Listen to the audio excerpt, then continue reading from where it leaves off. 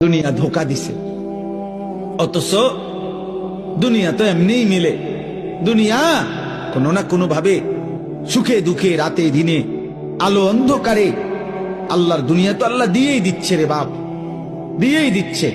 যাকে যা বরাদ্দ তা দিচ্ছেই, কিন্তু কোরআন ছাড়া, সেজদা ছাড়া, নবীজির সুন্নাত ছাড়া, রাসূলুল্লাহ সাল্লাল্লাহু আলাইহি সাল্লামের অনুসরণ ছাড়া, প্রিয় ভাই প্রিয় বাবা, আখিরাত মিলবে না তো আব্বা, কবর মিলবে না রে আব্বা, কবর মিলবে।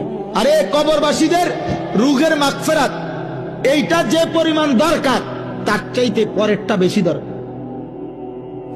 কবরবাসী তো আর আজ যদি 100 বছরও কোনো কবরস্থানে কোন কবরবাসী হয়, গত 100 বছর ধরে যিনি মাটির নিচে পড়ে আছে, উনি আরো 1000 বছরও তো চিৎকার করিলে আর কোনদিন সেজদা দিতে পারবে না, কিন্তু তুমি চাইলে তো আজকেই দিতে পারবে।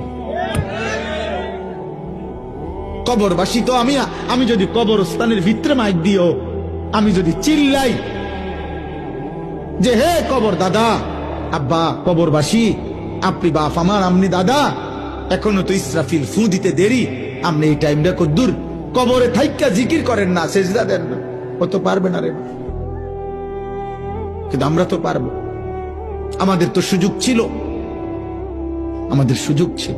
দুর্ভাগ্য এই যে যত কিশোর যুবক তোমরা এখানে যদি 200-400 নওজোয়ান 30 বছরের নিচে যাদের বয়স, তোমরা যারা বসছো, তোমাদের অধিকাংশ ছেলের চেহারা দেখেই বোঝা যাচ্ছে বেনামাজ।